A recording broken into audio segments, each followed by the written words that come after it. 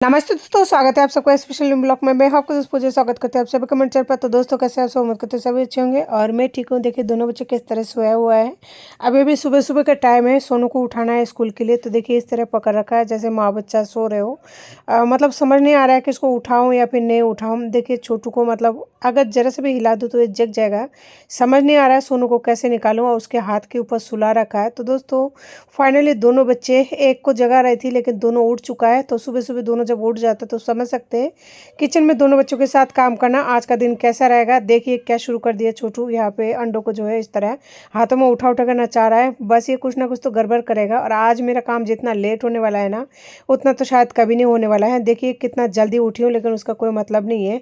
तो फाइनली मैंने जो है अंडे को फेंट लिया था ग्लास में, उसमें नमक और हल्दी से उनको फ्राई करके मैं सोच रही हूँ पहले उनका ब्रेकफास्ट तैयार कर दूँ। तो आज ब्रेकफास्ट में है इनके खाने में यही अंडे की भुजिया, ताकि ये लोग यहाँ से जाए और मैं जो है थोड़ा सा आसानी से काम कर पाऊँ। तो देख सकते हैं छोटू यहाँ पे प्याज छोड़ रहा है, पहले तो अंडे के साथ खेल रहा था। तो अंडे फ्राई हो चुके तो अब प्याज छोड़ने में लग रहा है, और बार बार बोले जा रहा है कि ये प्याज में इतना मिर्ची किसने डाला है। तो मुझे तो हंसी तो आ रहा था, लेकिन काम इतना ज़्यादा था कि उस टाइम मैं उसके साथ मस्ती नहीं कर पा रही थी। तो उसके सामने जो है ऑमलेट को मैं निकाल के यहाँ पे रख दिया, लेकिन मुझे डर इस बात का है वो कहीं हाथ ना लगा दे, क्योंकि बच्चा है और खाने का सामान है और उसे पसंद है, वो खाता भी है और देखता भी है तो पहचानता भी है। तो बस डर इस बात का है कि वो हाथ ना लगा ले। गरम गरम में अगर हाथ लगा लेगा ना तो सच में जल जाएगा। और मन ही मन में मैं ये सोच रही थी कि ना मैंने आप लोगों को जगह कर ही गलती कर दिया, और नहीं जगह थी तो फिर स्कूल के लिए लेट हो जाती, और अगर जगह दिया तो अब वैसे लेट हो जाऊंगी, क्योंकि दोनों भाई एक साथ उठ चुका है। तो काम देख सकते हैं छोटू तो छोड़ ही नहीं रहा है रसोई। और मैंने ना डीप फ्रीज में जो है फिश को फ्राई करके स्टोर करके रखी थी, तो उसमें से मैंने निकाल लिया सब्जी बनाने के लिए थोड़ा सा। और यहाँ पे मैं कट कर रही हूँ ये ऑमलेट को, इससे छोटे छोटे पीसेस हो जाएगा जो बच्चों को खाने में आसानी होगी। तो छोटू को अब इसी के साथ है ना थोड़ी रोटी दे रही हूँ। ये रात की रोटी है, एक रोटी बची हुई थी तो दोनों की प्लेट में डाल दिया कि अंडे से आप लोग रोटी को खा लो, तब तक जो है मैं थोड़ा सा सब्जी बना लूँगी। लेकिन ये लंच के लिए नहीं बन रहा है, ये मेरे लिए सब्जी बन रही है, और बच्चों को मैंने नाश्ता वो दे दिया है, और लंच बॉक्स में सोनू का कुछ और ही डालने वाली हूँ। तो यहाँ पे मैं काट रही हूँ प्याज, और उधर जो है मछली वैसे भी फ्राई की हुई है, तो बहुत ज़्यादा टाइम नहीं लगेगा। बस उसे फ्रीज से निकलने के बाद में जो गर्म करना होता है ना, वही गर्म कर रही हूँ हल्का सा, ताकि वो थोड़ा सॉफ्ट हो जाए और मतलब एक अच्छा फ्लेवर से आ जाए। तो देख सकते हैं यहाँ पे मछली मेरा फ्राई हो चुके हैं, और कढ़ाई में थोड़ा सा तेल बचा हुआ है। तो अलग से मैं इसमें तेल वगैरह नहीं ऐड करूँगी, इसी तेल में बनाऊँगी ना सब्जी, तो बहुत ही टेस्टी बनता है, क्योंकि इसमें फ्लेवर रहता है मछली का, इस वजह से। तो मैंने डाल दिया थोड़ा सा जीरा, और इसमें ना बहुत ज़्यादा मसाला वगैरह ऐड नहीं करूँगी, क्योंकि देख सकते बच्चे उठ चुका है तो मसाला ऐड करने का टाइम ही नहीं देगा। नहीं तो है ना अदरक लहसुन ग्रेट कर लेती या फिर मिक्सर जार में पीस लेती, लेकिन इतना समय ये लोग देगा नहीं कि मैं यहाँ पे मसाला वगैरह बनाऊँ। और फिर मुझे लंच भी बनाना है सोनू के लिए। तो देखिए ये 2 हींग की डब्बी है, एक जो लोहे वाला डब्बी है ना, उसको तो मैं दूसरे रेसिपी में या फिर मेरी खाने में यूज़ करती हूँ, और ये जो चैट वाला जो है ना कैच वाला हिंग का डब्बी, इसका मैं बच्चों की खाने में यूज़ कर रही हूँ। तो आलू गोभी की सब्जी बना रही हूँ मछली डालकर। तो आलू गोभी मैंने धोकर डाल दिया है, और साथ में नमक हल्दी डालकर धीमे गैस पर ढक दिया। इधर जो बाकी का काम है बचा हुआ देख सकते हैं कितना सारा, ये करने लगूंगी। तो जी फ्रिज को खराब होने के बाद ना मन इतना ज़्यादा अपसेंट हो गया था, मैंने अभी तक उसमें से सब्जी या फिर सामान कुछ भी नहीं निकाली थी। तो आज फाइनली मैंने सोचा क्यों ना निकाल दूँ। अब जो है दोबारा से फ्रिज सही हो चुकी है, तो इन सबको निकाल के एक बार फ्रिज को साफ करूँगी। उसके बाद में फ्रेश सब्जी को स्टोर कर पाऊंगी या फिर फ्रूट्स को, और बाकी जो सब्जी है अभी तक जो भी सामान वगैरह वो तो खराब हो ही चुका है, तो उन्हीं को जो है निकालने की कोशिश कर रही थी। तो यहाँ पे मैंने निकाल लिया कुछ सब्जियाँ, और यहाँ पे मैं जो भी सामान निकाल के फेंक रही हूँ, ये सारे सामान फ्रिज में स्टोर करके रखी थी, और इतने सारा सामान जो है इस तरह से बर्बाद हुआ था। इस वजह से दिल पे बहुत ज़्यादा वो बोलता है ना घात हो गया या फिर आघात हो गया या फिर चोट लगी, जो भी बोलते हैं आप लोग के लैंग्वेज में, तो वो हो गए थे। देख सकते हैं कितना सारा सामान था इसमें, भुजिया सब्जी बहुत कुछ था, जो फेंकते हुए भी ना अभी भी मेरे दिल में ऐसा लग रहा है कि देखो कितना सामान बर्बाद जाता है। और लगना सुबह भी दे, खास करके तब जब कोई है ना सिंगल मदर हो, घर में 1 रुपये बच्चे के लिए आता नहीं इनकम, और इतना सारा बर्बाद हो तो सभी को दुख होता है। देख सकते हैं कितना सारा खाना और सामान जो है फ्रिज खराब होने से ना मेरा इतना सारा चीज़ें बर्बाद हो गई है। और ये जो सारा सामान था ना, ये सारा है ना मेरे 12 महीने का सामान स्टोर करने वाली थी, लेकिन क्या कर सकते हो खराब हो चुका है, अब इसका कोई बस नहीं चला। तो फाइनली मैंने सारे सामानों को फेंक दिया और डस्टबिन को इधर ला के रखी। बाहर थैली में से निकाल के फैलने का ये रीज़न है क्योंकि अगर थैली समेत रख देती हूँ ना तो रात को क्या है बिल्ली आ जाती है और पूरी थैली को बालकनी में इधर उधर बिखेर देता है, तो सुबह दूसरे की बातें सुननी पड़ती है। तो इस वजह से थैली में से निकाल के अगर फेंकूंगी ना तो इससे होगा ये कि बिल्ली है ना कोई भी चीज़ों को उठा के नहीं फेंक पाएगी। देख सकते हैं कितने सारे ये कैरेट्स और है ना मिक्स वेजिटेबल्स वगैरह जो भी होता है बच्चे के लिए, ये सब कुछ है। देख सकते हैं भर भर के गमला इस तरह फेंके जा रही हूँ। आज 7 दिन से ज़्यादा हो चुका है लगभग, और इसी तरह से मेरा घर में ना सामान वेस्ट हो रहा है, लेकिन कर भी कह सकती हूँ, करने के लिए कुछ नहीं, बस दिल जल रहा है और दिमाग में बस वही वही रहता है 24 घंटा। अंदर से पूरी तरह चाहे कोई कितना समझाए कितना कुछ कह ले, लेकिन एक बार इंसान घायल तो हो ही जाता है। तो फाइनली सारे कचरा को डालने के बाद में डस्टबिन को रख दिया मैंने उधर। इससे है ना बिल्ली उधर ही उधर कर लेगा गंदगी, इधर नहीं होगा। और अगर इधर रखूंगी ना तो पूरे रसोई तक जो है बिखेर देता है। वैसे रसोई का गेट है ना बंद रहता है, लेकिन चूहो जो है दाने मुंह में लेकर और आ जाता है। तो मैं सोच रही हूँ फाइनली हाथों हाथ है ना इन बर्तनों को धो दूँ। और ये वो बर्तन है अभी अभी जो खाली किया है, सब्जी वगैरह पुराना स्टोर करके रखी थी। तो देख सकते हैं ये थोड़ा सा बर्तन है, लेकिन इनमें क्या बहुत ज़्यादा स्मेल आ रही थी, किचन में खड़े होने लायक नहीं था। तो आप लोग समझ सकते हैं कि 7 दिन पुरानी सब्जी है, तो इसकी वजह से इस तरह के मतलब हाथों हाथ करना पड़ता है, नहीं तो इतना स्मेल होती है ना इंसान को गैस बन जाए। और अभी तो जो है बच्चे उस रूम में है, इस वजह से ये सब कर पा रही हूँ और वो भी जल्दी जल्दी करने की कोशिश कर रही हूँ। तो दोस्तों बर्तन थोड़े ही है, लेकिन क्या करें, माँज कर रखने से काम भी हो जाएगा और स्मेल से भी जो है छुट्टी मिल जाएगी। और इस तरह का कंडीशन है ना मेरे साथ पहले भी एक बार हुआ था, यानी 2 साल में ये फ्रिज 3 बार खराब हुआ है। तो समझ सकता है 3 बार खराब होने पर 3 बार इस तरह के सामान जो है बर्बाद हुआ है, लेकिन ये लास्ट बार था। इसके बाद में मैं और कोई भी सामान स्टोर नहीं करूँगी, बस जितना चाहिएगा ना उतना ही लेके आऊँगी और फ्रेश बनाऊँगी, फ्रेश बच्चों को खिलाऊँगी। बस थोड़ा बहुत मटर को जरूर ऐड करूँगी। मटर है ना छोटे बच्चों को बहुत ही ज़्यादा पसंद है। तो जिस टाइम सीजन चलेगा यानी बहुत ज़्यादा सस्ता हो जाएगा ना गर्मी आने से पहले, यानी लास्ट में जो है 3-4 किलो मटर ला के और छिलके स्टोर कर दूँगी, जो साल भर तक चल जाता है। लेकिन पता नहीं फ्रिज का कंडीशन अब साल भर चलेगा कि नहीं चलेगा, कुछ कह पाना मुश्किल है। खास करके तब जब उन्होंने जवाब दे दिया था। और हर दुनिया में हर तरीके के इंसान रहता है, वो फ्रिज वाले जो मैनेजर थे कौन थे वो मुझे नहीं पता, उनसे बात किया था, उन्हीं का मेहरबानी है जो उन्होंने बात करके मेरी फ्रिज को सही करवा दिया। बहुत ही अच्छे इंसान थे। कुछ लोग ऐसे होते हैं दुनिया में जो फ्री में भी लोगों की बहुत ज़्यादा मदद करते हैं, तो उनमें से वो थे एक। लेकिन ना तो मुझे उनका नाम पता है और ना मैं उनको जानती हूँ, बस फ़ोन पर ही बात हुई थी। लेकिन बहुत अच्छा लगा उनसे बात करके, ऐसा लगा कि हाँ आज भी दुनिया में अच्छा जो है जिंदा है। तो देखिए दोस्तों बातों बातों में मेरा बर्तन जो है सारा मचकर रेडी हो चुकी है और सब्जी उधर धीमे गैस पर पकड़ी है। तो सब्जी को पकने में भी है ना काफ़ी समय लग जाता है, 5-7 मिनट तो लग ही जाती है। और आज है ना मैंने फूल गोभी को जो है मोटे मोटे काटा है, इस वजह से थोड़ा टाइम जो है ज़्यादा लगेगा। छोटे फूल गोभी काटते हैं तो बच्चे खाना पसंद नहीं करते, खास करके छोटू ना हाथों से मसल देता है, इस वजह से बड़ा काट कर डाला है। तो अभी सब्जी मेरा पक रहा है, गैस धीमा हो रखा है। तो इधर जो है मेरा बर्तन भी धोकर कंप्लीट हो चुके हैं। तो इस तरह से अगर सब्जी भी पकता रहे और बर्तन वगैरह भी करे ना तो दोनों काम एक साथ हो जाती है। और आज 2 दिन हो चुके हैं जहाँ मैं सोच रही हूँ बस पानी लेनी है पानी लेनी है, ले नहीं पा रही हूँ क्योंकि पानी वाला या तो सुबह बहुत जल्दी आ जाता है जिस टाइम मैं उठती नहीं हूँ, या फिर शाम को इस टाइम आ जाता है जिस टाइम बच्चे सो जाते हैं। और अगर बच्चे सो जाते हैं उस टाइम में गेट खोल के पानी के लिए जाती हूँ ना तो बच्चे उठ जाता है, फिर दोबारा से सोना नहीं चाहता है और पूरा दिन वैसे खराब कर देता है। क्योंकि बच्चे जिस टाइम सोते हैं ना तो मैं कुछ ना कुछ काम करने की कोशिश करती हूँ, तो मेरा वो टाइम खराब हो जाता है, इसलिए मैं भी नहीं उठती हूँ।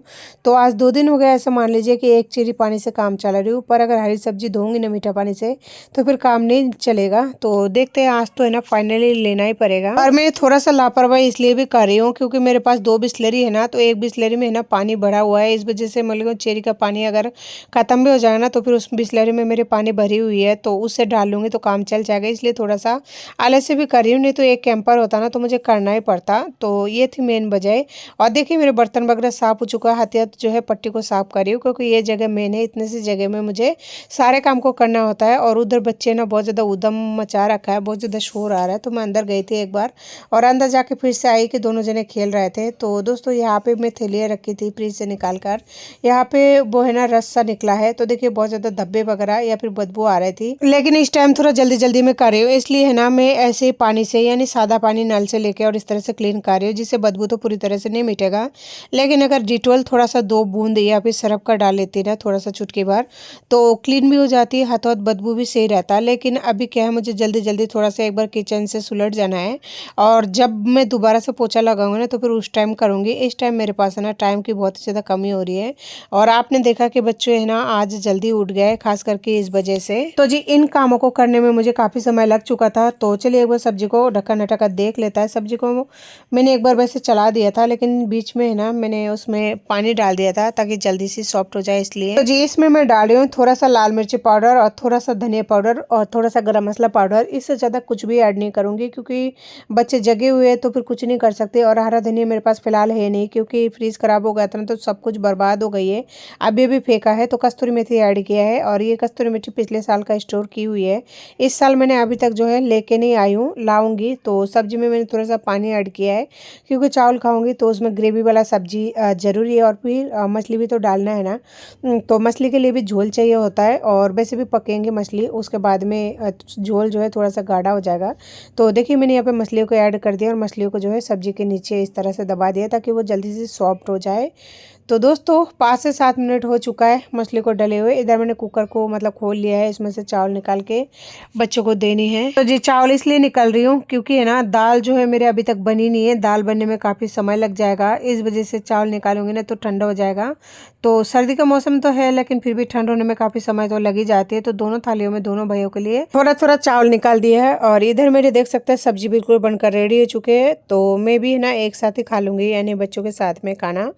तो गैस को कर देती हूँ ऑफ। और देखिए यहाँ पे है ना चावल खाने के बाद में कुकर में से इतना चावल बच गया है और ये काफ़ी ज़्यादा सॉफ्ट चावल है। तो सोच रही हूँ रात को है ना इसी के खीर वगैरह बना लूँगी तो सही रहेगा, दोबारा से नहीं बनाऊँगी खाना बना।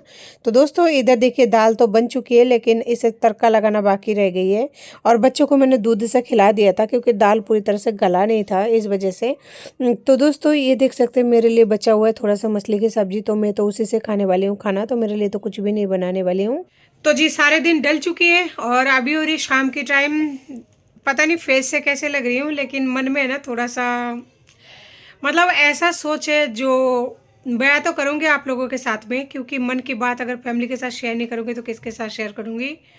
और ज़्यादा नहीं बोलूँगी, नहीं तो जो मेरा पति है वो पहचान जाएंगे और इससे क्या उनको कोई मतलब तो है नहीं, चाहे मैं कुछ भी करूँ। लेकिन वो आदमी का एक फितरत होती है ना कि हाँ चाहे मैं नहीं रहूँ, चाहे मैं कुछ उसके मतलब टच में नहीं हूँ या फिर मुझे तलाक भी चाहिए, डिवोर्स भी चाहिए, लेकिन फिर भी क्या है वो एक अधिकार जमाता है ना। आदमियों का ये नेचर होता है, सब आदमी के लिए नहीं लेकिन मेरा आदमी का नेचर ज़रूर है।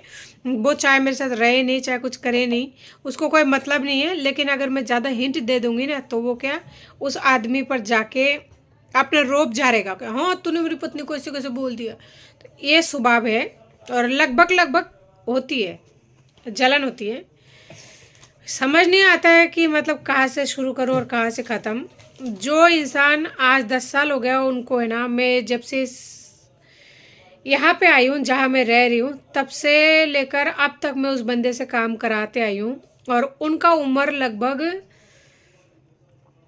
क्या कहूँ 60 साल हो गई है, 60 साल हो गई है, बूढ़ा इंसान है। वो मुझे बता रहे हैं कि मेरी उम्र थोड़ा सा ज़्यादा हो गई है। क्या हो गई है? मेरी उम्र थोड़ा सा ज़्यादा हो गई है, बस इतनी सी प्रॉब्लम है। तो मैंने कहा अंकल जी आप इतने सालों से मेरी यहाँ पे काम करते हो, मैंने आपको हमेशा यही बोला है कि आप मेरे पिता समान हो, तो आप मतलब क्या बोलना चाह रहे हैं मुझे नहीं समझ आ रही है। वो बंदा मुझे शादी के लिए बोल रहा है, मेरे बाप की उम्र का है। अकेले औरत क्या होती है, लोग तो ना जाने ऐसा लगता है कि मतलब सभी का मतलब बाप का खजाना हो या फिर क्या बोले, वो बोलते हैं ना सरकारी माल हो या कुछ और, मतलब क्या बोले क्या बोलो।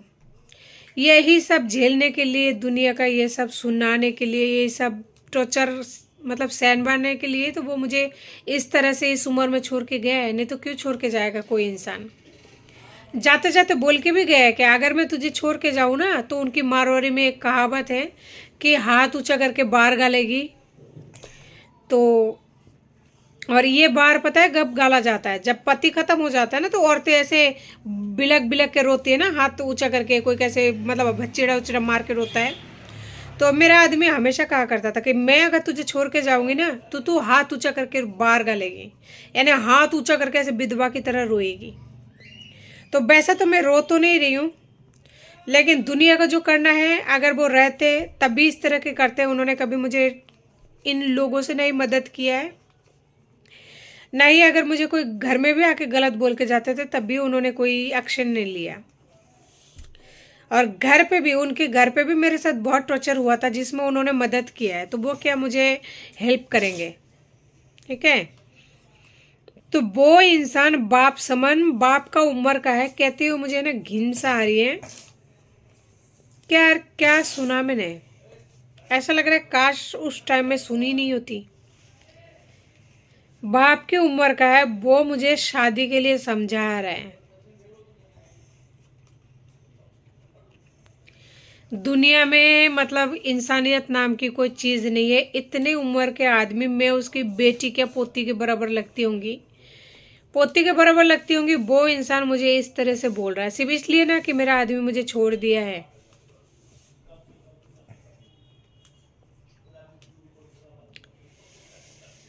खैर कोई बात नहीं, जिनको जो कहना है कहते रहे। बस इतना सा अफसोस है कि जीते जी आदमी की ये सब बातें सुननी पड़ी। अगर वो मर गया होता ना, बहुत सुकून मिलता। तो यही कहूँगी कि क्या कहूँ मैं, उनका मेरे मुंह से ना बहुत मतलब बोलते हैं ना, और तो गाली निकलती नहीं है लेकिन निकल जाती है। तो वही वाली बात है कि तुम्हारे जीते जी इस तरह से सुनना पड़ रहा है। लेकिन मैं बाहर तो नहीं गालूंगी, जो आप कहते हो ना इस तरह बिलक बिलक कर रोएगी हाथ ऊंचा करके, वो तो नहीं रोऊंगी, क्योंकि मेरे पास मेरे बच्चे हैं। और जिसको जो कहना है, जिसको हाथ सफाई करने के लिए आजमाना है, वो आजमाते रहे, कोई फ़र्क नहीं पड़ता। मेरे साथ मेरे भगवान है। और जो इंसान अकेले है ना, अकेले रहता है, जो इंसान सिंगल मॉम है, उनको पता है कि उनके साथ क्या क्या टॉर्चर होता है और मेरे साथ क्या क्या हो रही है, वो मुझे भी पता है। और आज इतने सालों तक जिस आदमी के साथ में एक पिता जैसा व्यवहार किया मैंने, जिसको मैंने अंकल जी का दर्जा दिया, एक बाप समान कहा, मैंने कई बार बोला है कि आप मेरे पिता की उम्र के पिता समान हैं, आज उस बंदे ने इस तरह से बोल दिया। तो सोचिए एक लेडीज़ को कितना दुख और तकलीफ से गुजरना पड़ता है, सिर्फ और सिर्फ एक आदमी की वजह से। दुख तो बहुत होता है, मन करते हैं कि क्या करूं, आप लोग समझ सकते हैं कि मन इतना मतलब क्या इतना खून खोल रहा होगा मेरा, लेकिन फिर भी चुप हूँ। बस बच्चे हैं ना तो कंट्रोल कर रही हूँ, लेकिन अंदर ही अंदर बहुत ज़्यादा तकलीफ हो रही है। शायद मैंने भी कुछ ना कुछ गलत किया होगा, इसलिए मुझे ये सब भुगतना पड़ रहा है। नहीं तो कोई बाप की उम्र का है, उसको खुद को शर्म करना चाहिए ना, एक लिहाज तो होना चाहिए उम्र का। कम से कम थोड़ा सा तो इज्जत कर लिया होता कि बेटी नहीं, पड़ोसी नहीं, काम करने आयो, काम करो अपना और निकलो। शादी का प्रस्ताव लेके आया है। ऐसे लोगों की वजह से है ना, एक सिंगल मॉम कभी अपना पैरों पर खड़े नहीं हो पाती है। इसलिए लोग ना अत्याचार सहते रहते हैं। क्यों? क्योंकि अगर अकेले रहेंगे ना तो दुनिया जीने नहीं देती। ये दुनिया का दस्तूर है, मेरे साथ नहीं, जितने भी सिंगल मॉम है, जितने भी है, सभी के साथ यही हाल है। ये दुनिया ना तो खुद जीते ना दूसरे को जीने देता है। दूसरे को तकलीफ दे के खुद तो जी लेता है, लेकिन दूसरे का सुकून को हराम करके उसके बाद में जीते हैं। और हर रोज़ किसी न किसी तरह से, किसी न किसी वजह से, कभी ना कभी है ना, 24 घंटे में एक बार माइंड जो है पूरी तरह अपसेट हो ही जाती है। कितना ही कोशिश कर ली हूँ अपने आप को सही रखने की, नहीं हो पाता है। अरे बाप की उम्र का है, वो आके मतलब मेंटली डिस्टर्ब कर गया, समझ में नहीं आता क्या कहूँ। मैंने उनको तो कुछ ही नहीं बोला, थमा दिया हाथ में पैसा और बोला ठीक है जी जाओ, जय श्री राम, कुछ ही नहीं बोला।